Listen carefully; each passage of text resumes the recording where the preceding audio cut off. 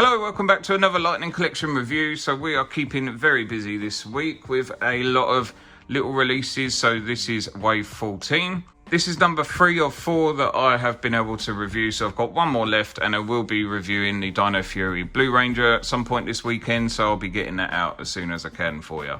Today we're going to be taking a little look at the Lost Galaxy Pink Ranger. So this is the last one to be able to complete this team and she is completing it very, very nicely.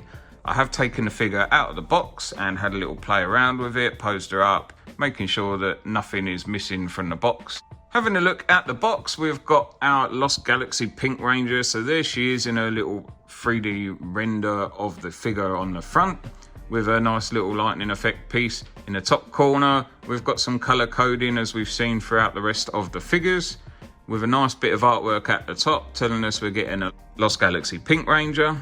On this side again, continuing with that color coding, we've got our Lost Galaxy logo at the top with a nice picture of her helmet at the bottom. And on this side, a nice bit of artwork of her. And on the back of the box, you may notice a little tear at the top, which I did when I was trying to open it.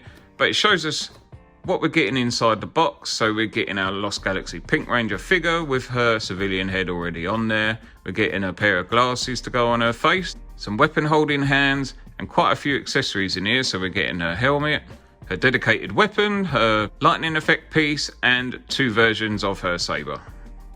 On the bottom, we have just got some legal stuff and continuing on to the bottom of the box.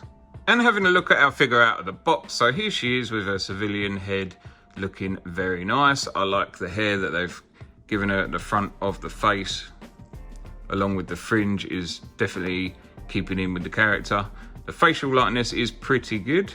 And the only downside I've found to this so far is that they've not painted the bobble in her hair or the hairband or whatever. Would have been nice just even to have painted it black or white, would have been something. But looking at the rest of the figure, she does look really nice. So she comes with a little karate chop hand and a weapon holding hand. The black against the white is looking very sharp, does line up very well. Her belt is painted nice, and I don't see any sort of defects or anything like that on this figure. The only issue that I have is this arm is quite loose. But to be honest, I have posed her with her helmet in her hand and it holds up very well, so it's fine.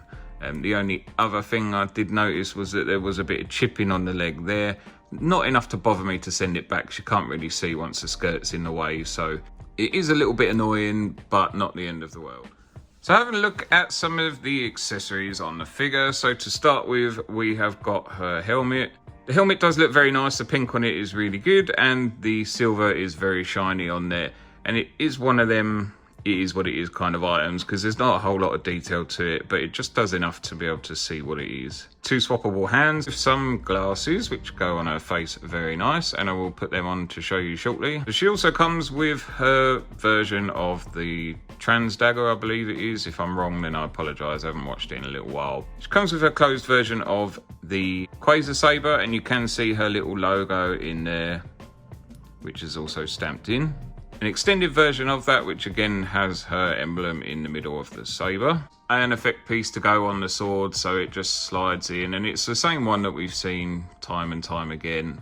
To fit these glasses on, they are a little bit of a pain, so because they're flat on the top rather than flat at the sides like Billy's, they are a little bit harder to get on, so you almost have to pull the hair apart to be able to get it in. And it may be better the more you do it, but the first time I did it, it was a bit of a pain, so I had to kind of slide it on and then mess around with it after. So there it is, and they fit on the face very well. Moving on to some articulation for the figure. So her head does move around quite nicely. She looks up a little bit and looks down a good amount. Obviously this is with the head on, and then with the helmet on, she looks up not very much and looks down a little bit. Obviously you can get a 360, and the neck does move as well as the head, so you have to be a little bit careful. I'm not sure if I trust this pulling the helmet on and off too much with it, because it does feel a bit flimsy, and then when I pushed it back on it felt a little bit odd, so I'm not sure how I'm going to display her just yet. She does have butterflies, which are pretty good on mine. Shoulder sockets on mine are very stiff, so I don't want to pull it up too much, and it's almost as though they're not supposed to, but you can see the joint inside it, so I'm not sure why that's so stiff. But she does have upper bicep swivel with double jointed pinless elbows and a full 360 on the hands, as well as articulation depending on which hand you're going to use. And as usual, her midsection is on a joint, and she does have ab crunch. She can do the splits pretty well, and there is a cut on the skirt to allow you to do that depending on what position you've got these hips in. So she does have drop down hips on there as well. She does have an upper thigh swivel along with double jointed pinless knees. There is rotation at the top of the boot, as well as the ankle being on a pivot, and it goes up and down. So moving on just to a couple of comparisons. So I've got the In Space Pink Ranger next to her on one side. So she is the older version of the female Rangers that we've seen. So they have the single joint on the elbow and the pins in the knees. You can see throughout the Lost Galaxy Pink that there are some different variations in the pink, and it is mainly sort of on the bottom part of the torso, whereas they've obviously used a different plastic. But because you've got such a bright white and then that black that's sort of breaking that up, it's hardly noticeable, and it does look really nice.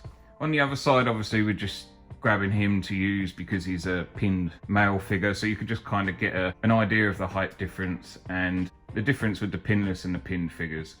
And here is wave 14 in total. So obviously we've got Dino Fury Blue Ranger, Lost Galaxy Pink, Dino Thunder Black, and Dino Thunder Mesogot. Here she is with the rest of the Lost Galaxy team. So this is looking really nice. I'm loving the crisp lines on all of these figures against the white with them black zigzaggy lines. They look really, really nice.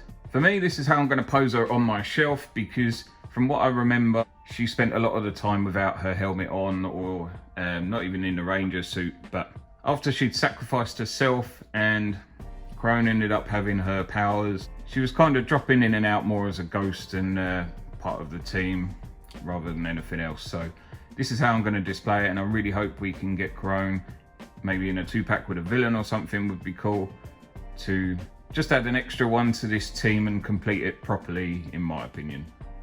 So moving on to my final thoughts for this figure. She does look very nice. The pink looks really good, and it is sort of matching most of the way through, so it does look really, really nice. The black lines on the white do look very good, and they're nice and sharp and crisp, and they look good throughout the whole of the figure. I really like that they've given her the removable glasses. Obviously, after having a remastered Billy, it's a really nice touch to be able to start getting more accessories with things like this. She comes with a nice lot of accessories. So obviously the glasses that are separate. She's got 2 versions of her saber, and all the other little bits is really nice touch. If I had to be nitpicky, the only thing that I would say is that her hairband in the back of her ponytail probably should have been painted another colour, but it is just all the same colour throughout her hair. Love the fact that we've been able to complete this team. So this wave was a really, really solid wave, and I'm really happy with it. That about wraps it up for this video.